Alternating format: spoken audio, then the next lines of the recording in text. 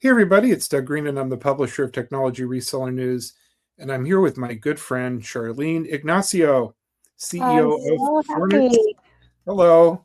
Hi, Doug. I'm so happy to be with you and be here doing this today. Thank you. I'm excited we're able to do this together and getting caught up. I can't believe that it's not only June, it's the end of June. We're almost on the July 4th weekend holiday. More than half the year gone. Channel partners behind us. We're coming up on ChannelCon and some other big MSP events. We're going to be talking about that. But Charlene, before we dive into our big topic today, which is marketing dedicated funds, Mhm. what is Fornix? Fornix is leading again the conversation, Doug, and that's why today's topic is so perfect with vendors who are trying to figure out what their channel strategy is for Q3 and Q4. And as they continue to look at what's happened in Q1 and Q2, Doug, our number one question has been, Shar, we are too close to the problem. Help us audit what we're doing because we probably aren't getting what we think we're supposed to be getting, but we are too close to it to know the difference. So it's been a run and gun show here at Fornex because we've been stepping in more into the channel piece, helping our vendors really reach those MSPs. Who are your MSPs? Who are your clients? Well, our MSPs are one group of vendors that we work with, and they are specifically business owners who are looking to do two things. One, get them out of the seat of doing their sales, their marketing, their PR, their business development. They want to really focus in on partners, technology, getting their business up and ready for AI. That is one of the big things that MSPs need someone who actually runs it, does it, and can actually follow through on it and making it as simple as possible. For example, Doug, a lot of my MSPs are technicians who left a job and moved in kind of an accidental entrepreneur and started a business. And so they get so overwhelmed by all of the technology stack and the things that they need to do. And so the business side of it with growing their business, they want to bring in a team dedicated to the technology specifically for sales, marketing, business development, and PR. The second customer that we've been just running, I mean, my shoes have holes in them. If I can illustrate what it's been like, Doug, over the last couple of months, is our vendors who are coming into the channel, who have a solution to work with our MSPs, our MSSPs, our VARs, our telco, and they want to know, Charlene, we've got the next couple of months left. We've got to make a big splash in coming into the industry. How do we do that? How do we not spend the money to do the wrong thing? And then second, Doug, that channel strategy, they are wanting us to help support their actual team of leaders who run their channel program because they've been put into a seat that they didn't have experience in. They've never ran a channel program. And so they're asking us, hey, Shar, we've got this program stood up, but it's not really secure. We're not sturdy. We're not consistent. We don't have data to really look at our business overall. And since channel, Doug, is 80% of their revenue, it's all hands on deck trying to figure out what to do better and what to stop doing as well. So let's dive into the topic we just sort of announced to everybody, which is this MDFs, marketing dedicated funds. When you said it real fast, I was like, what is that anyways? Well, and Doug, a lot of programs have MDF programs where they come in and they provide an incentive for their partners to support their sales, their marketing, their business development. And you have another bucket of vendors who want to stand up an MDF program, and they know that they need it to keep MSPs and partners happy and engaged and dedicated.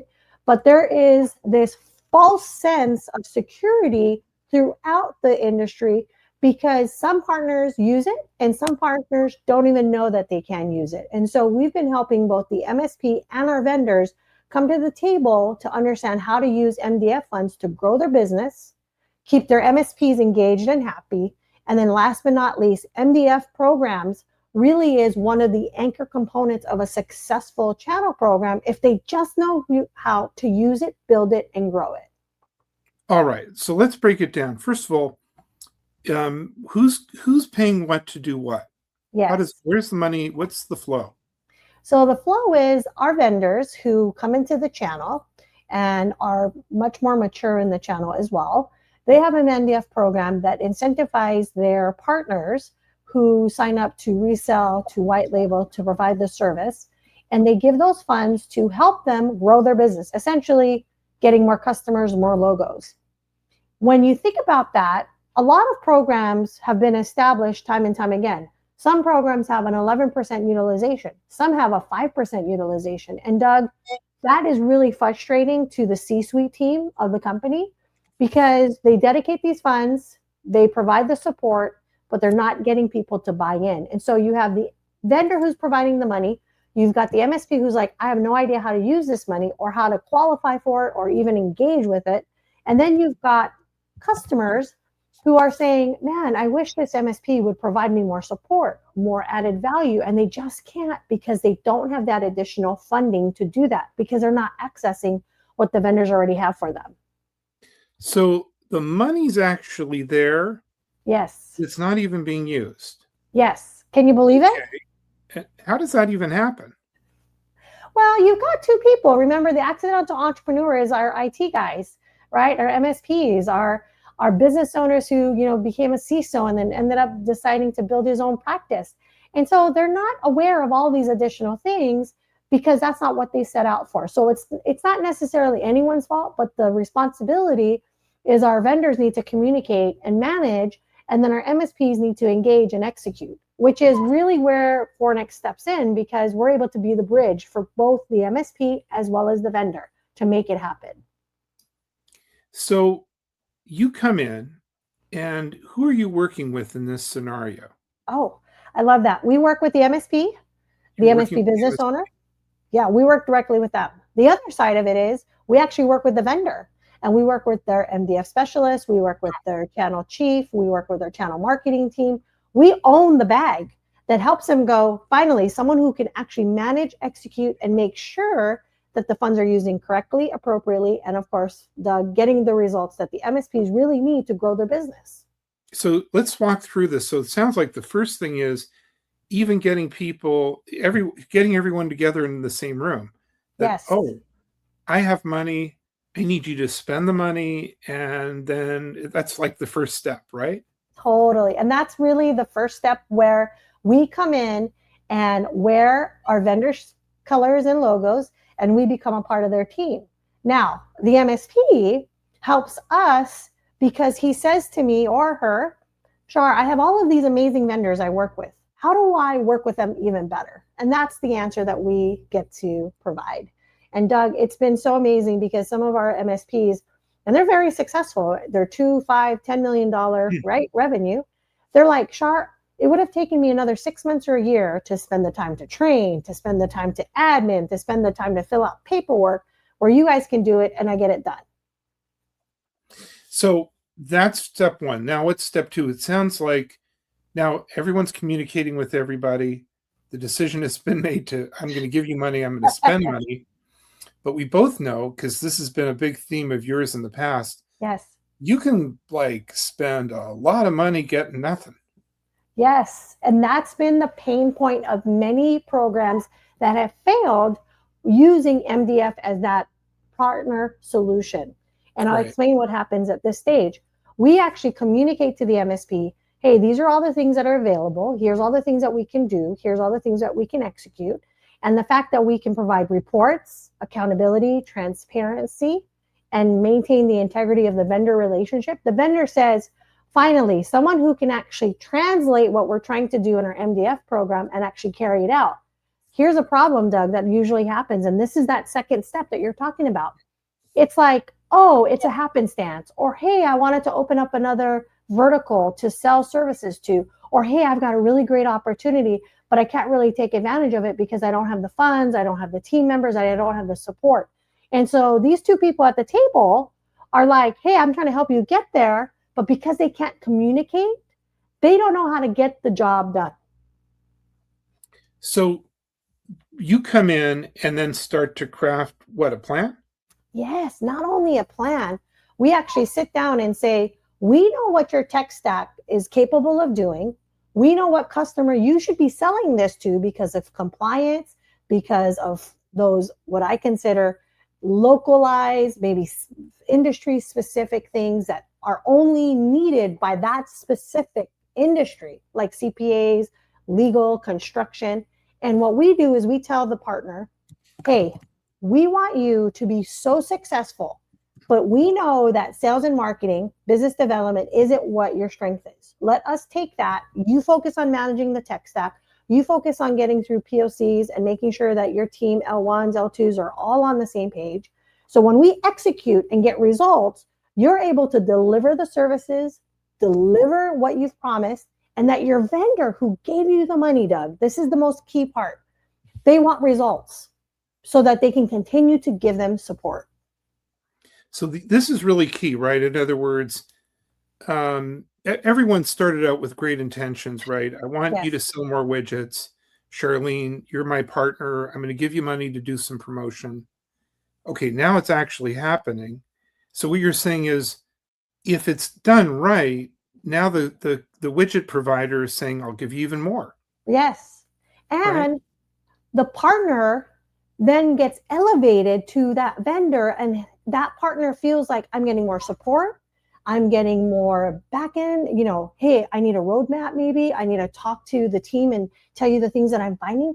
They become an added partner to that vendor who says, tell me what we need to do to be better to help you and your customers. It becomes what I consider the bridge where everyone on the table that's sitting here talking to everyone is able to say, wow, we're in true partnership. So now you've got true partnership. Now you're elevate there's escalation going on. Now you said you work both sides of the street. You work on the side that's sort of giving the money. So on the other side, what does this look like? Oh gosh, the vendors want to do right by the partners. Right. They want to keep them engaged, succeeding, happy. Doug, I mean, when you look at 2026, you and I both know the introduction of AI has literally turned the industry on its side because it's trying to grasp all of these quick changes and evolutions and industries and policies. And so the vendor is trying to navigate all these things, but the partners in front of them need this support. And so they can't put more into the vendor partner relationship because they're already overwhelmed by all the things that they're doing to get their business up and running and stable. And so we become that bridge for the vendor to say, this is what the MSP needs. Let me translate that for you so we can get to market and we can help you get there faster, smarter, more strategic instead of wasting time, money, and effort. And of course, Doug, all intention is good, right? The staff is geared up, they're ready to help. But if the team's never done this before and they've not had experience, they kind of sit there and they scratch their head and they go, how am I supposed to do this? How am I supposed to execute this? So, we've had this conversation before. I've told you that I know from my clients and I know from behaviors where I see people sending me emails late on a Friday and so on, that marketing for many people is very painful. It's very difficult. It's, oh, I don't want to do it. I'll put it off until the end of the week and stuff, right? Right. So, you guys come on in and help both sides. What I want to know is, where can they start? In other words, someone's watching this podcast and they kind of know whether they're the vendor or the recipient, right? This is not firing, right? It's not actually working. How do I even start? In other words, I call you up and what happens? So, that's where, Doug, we're not for everyone and we're okay with that. We want to work with vendors who want to keep their promise to our MSPs and to our telco partners, our ISPs. We want them to be so committed so that it's a win-win-win-win. I call it the win to the fourth strategy because a lot of people are givers and takers where we want them to be collaborative, that this is a community approach to really growing the business. So we're not for everyone, and that's okay with us. That's something that my team understands. That's the directive that my entire organization understands. We're there for the right ones, the ones that want to keep their promise. They want to grow quickly. They want to be at events. They want to be leadership, thought leaders. They want to be able to think about the MSP as a true partner. Now, our MSPs on the other side of that, Doug, not all MSPs are for us as well. We don't want to drag them. We don't want to convince them. And we definitely don't want them to feel like we are there to overtake what maybe they're uncomfortable with. We want people who are like, Char, I need a team to work with to get me where I want to go. I'm that MSP who wants to grow, but I know I want to do it strategically. I know that I've got to get out of my comfort zone. Maybe, Doug, to some of them, actually talk to someone. I mean, I get it. I see it all the time. So we are not the fit for everyone. We are the fit for those vendors who want to be community, be channel, be contributing to and keeping their promises. But we also want MSPs who are committed to grow, that they're business people, that they understand that sales, marketing, business development is just as important as their tech stack. Then that is where the success is found, Doug, at what we do at Fornix. Because I can have a conversation with them, but if they're not dialed into that, it takes them longer. It causes more pain. It actually is a start-stop, and that's not what Fornix has been built on. That's not who we are. And of course, you've seen this from shows that we go to. People come up to Fornix because they're like, okay, we want to do something outside of the box. There's no box at Fornix. There's no box at Fornix. Now, how long to success? I'm going to put you on the spot. Good. Middle of the year, we have this little pause in July, it seems. And then like from August until Thanksgiving will be all these shows and events, and it's going to go by really quick, right? If I engage with Fornix now, and I've got these issues, yes. When do I see results? When do I see turnaround on this? Less than 30 days. And I'll give you the reason why we can make that promise. Because people want to know how fast it is to get to the goal. What we find is that I can bring you the lead, but if you're not keen on closing deals, maybe you're not really strong in understanding a sales cycle, maybe your pricing is off, maybe you got to talk to your vendors and figure out what to do. The sales cycle starts after the appointment occurs. And Doug, a lot of people tell me, well, Char, you brought me 15 leads in 30 days. I'm like, yeah, and your job is to close them. We don't take the close. We don't sign a contract. We don't do any money exchange. That's your job. Our job is to get your brand, your voice, making sure you're visible, making sure you're in front of your customers. Now, my vendors, Doug, this is where a lot of them are like scratching their head because they do an event, they spend $250,000 and they get 5 leads. And they shake their head and they go, Char, isn't that the best that we can do? I'm like, that's the worst you could do. You're spending more money, getting less return. Your staff's running your booth. They're definitely not aligned with who your ideal partner is. And then, of course, Doug, we've got this just recently this week. We had a vendor come to us and say, Char, I've got, my budget and I've got the next 6 months and I need to get qualified leads. I said, great. Let's talk about your product. Let's talk about your service. And so, Doug, instead of saying, hey, we're going to guarantee that you're going to close every deal, we're like, hey, we're going to bring it to you and we're going to figure out why you're not doing it already. That's a different type of strategy, Doug, that we can time and time again go into any vendor room, any MSP room, and promise and deliver. So 30 days to measurable ROI, yes. is that yes. actually that's the case? Yes. All right. Well, I think that's a good takeaway message. There's so much to talk about. We're gonna have future podcasts. Of course, we always do. We're great partners. But for now, where can we learn more about Fornix and about this program on MDFs? First place to go to, guys, connect with me on LinkedIn. I am here always. I love to be online. I love to connect. Message me, connect with me. Let's have a conversation. You can definitely go to our website. And thanks, Doug, for making sure it's there, fornixmarketing.com. And more importantly, guys, see us at a show. We're going to be the upcoming ChannelCon. We're going to be at UGW. We're going to be at many shows throughout the next 6 months. And if I'm there with you, let's have a conversation. Let's chat. And Doug, this is the reason why we're in the people business first. Well, Charlene, thank you very much indeed. This has been very educational.